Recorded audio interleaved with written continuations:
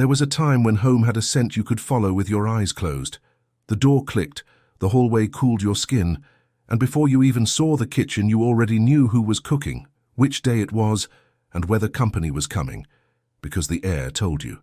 There was a time when memory lived in aromas, small ordinary clouds that lifted whole families. Before we reopen those rooms together, subscribe to The Italy We Remember. Every week we step back into the houses, sounds and flavors that shaped us and carry them home again.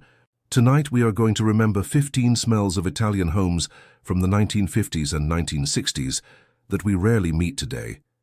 Some still exist in a bottle or a cupboard, but the versions we carry, the exact warmth, the exact timing, the way they joined one another like neighbors, live only in us. We'll walk through a day made of scents, from morning mocha to the last thread of wax on the night air, and we'll ask why a house without these notes feels tidy but a little less alive. Morning begins with coffee that sings before it scents. The mocha climbs to its small victory, and the room fills with a dark, sweet perfume. Freshly ground beans, a hint of metal warmed by purpose, the faint rubber of the gasket, the whisper of steam. A spoon of sugar clicks the cup, and the whole kitchen agrees. Day has begun. You could identify the house you were in from the blend alone. Under your feet, the terrazzo is clean because someone rose earlier. Floor wax spreads a citrusy beeswax warmth that glows without light. It smells like Saturday chores and the satisfaction of a perfect patient shine. When you walk barefoot, you feel the cool stone and smell that soft, soapy brightness that meant don't run and welcome at the same time. The laundry corner is an incense of its own.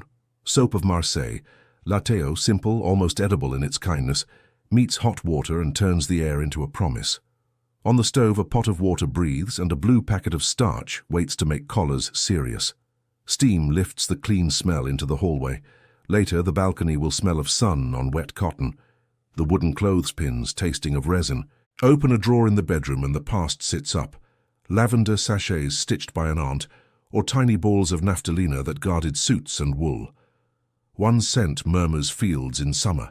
The other speaks in a stricter tone of closets and care. Paper smells like paper back then, envelopes and letters, because everything waited longer and aged more honestly. From the kitchen comes a red heartbeat. Tomatoes simmer with onion, carrot and celery into a soffritto that perfumes the whole building. You don't need a clock to know it's Sunday. The Ragù tells you from 2 floors away. Olive oil warms into sweetness. Garlic confesses itself. Basil waits to be torn with fingers, so its green breath arrives at the last moment. This isn't only hunger, it's belonging. Near the table, someone zests an orange. Citrus peels twist like ribbons and release a brightness that cleans the air without scolding it. In winter, the stove hosts peels on the plate of the burner, so their oils wake up and travel the house, a cheap and perfect perfume. Lemon shares this job with vinegar when windows fog. Together they say, we take care. On a small sideboard sits the shoebox. Brushes, cream, a rag that knows every angle of every toe. Shoe polish smells like newsprint and patience. It's the odor of getting ready to be seen. School mornings, feast days, a job interview. When the brush beats a rhythm on leather, a faint, waxy sweetness rises, and you promise to scuff politely. Not far away, a crystal ashtray holds an adult world. Cigarette smoke, soft, toasted, sweet bitter, threads through the after-lunch light mixed with coffee grounds and the ghost of fennel from the salad. We remember the smell more kindly than the habit. Pipes add a different note. Cherry, vanilla, something like library wood. Even if you never smoked, the garnish of smoke made Sunday louder and slower. The bathroom has its own opera. Hard soap that lasts a season, a blue bottle of aftershave that smells of cool water and good manners, and a hint of bleach that says the tiles were argued with and tamed. On the radiator, damp towels contribute the clean, woolly scent of steam. Everything is simple and honest. No mists, no clouds in a can, just proof things were washed.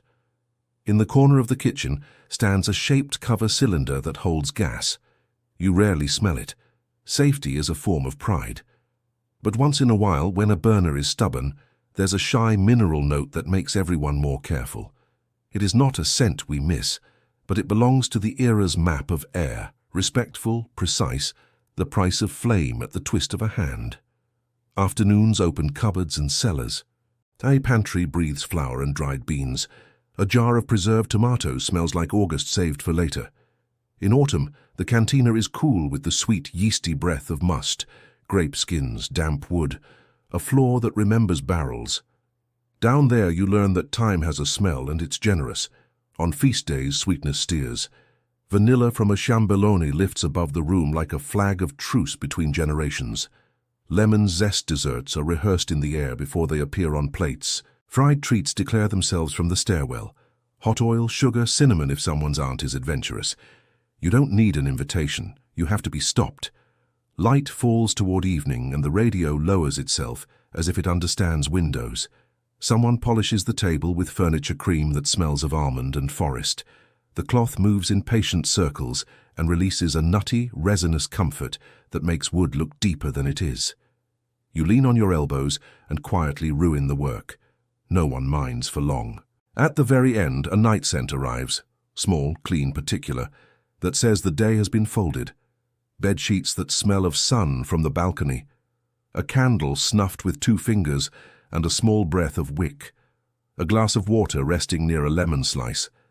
The apartment gathers all the little perfumes and stores them 50 years forward, so that one day, walking past a stranger's window, you will stop and feel like you've been called by name. We could name these 15 and pin them like butterflies, but they are better as a chorus. Mocha coffee, floor wax, Marseille soap and hot steam, lavender sachets and mothballs, ragù and soffritto, citrus peel on a warm plate, shoe polish and leather, tobacco, cigarette or pipe, braided with coffee, hard soap aftershave, a hint of bleach, the shy mineral of kitchen gas, pantry flour and preserved summer, must in the cellar, vanilla and lemon from cakes, hot oil and sugar from frying, furniture cream on walnut. Each alone is a room. Together they are a home. Why did these smells disappear? Some because habits changed, fewer hand-washed linens, fewer shoes brushed nightly, fewer cellars whispering harvest. Some because technology erased the need, sealed stoves, closed systems, clean that smells of nothing. Some because fashion rewrote what fresh means into something that arrives in a bottle from nowhere. None of this is wrong, it's only quieter. But we miss the way scent told the truth about a house. What was cooking, what was cared for, who had been there, what tomorrow required. We can bring pieces back without becoming a museum. Make coffee with a mocha on a slow morning. Polish a table with a cream that names a tree. Zest an orange on the stove after lunch. Keep a bar of solid soap near the sink and let it last long enough to teach patience. Tuck a little lavender into a drawer and let your shirts learn a summer they didn't to live. Simmer tomatoes when you have no guests at all and see who arrives anyway. Appetite, memory, a softer version of yourself. If one of these scents has just walked you home from very far away, tell us. Write in the comments what your house smelled like at 7 in the morning, at noon on Sunday or just before sleep. Or send us a photo and a story at stories@italywemember.com. Your memory might become part of a future episode, so other people can breathe with you. Subscribe to the Italy We Remember so the air of those rooms never goes quiet. Next time maybe we'll open the cupboard of old remedies, the camphor, the rosemary, the honey with a spoon that knew your name, or step into stairwells where you could smell a whole building-esque life from one landing. For now, close your eyes. The mocha is finishing, someone just polished the table, and the balcony is full of sheets drinking the sun.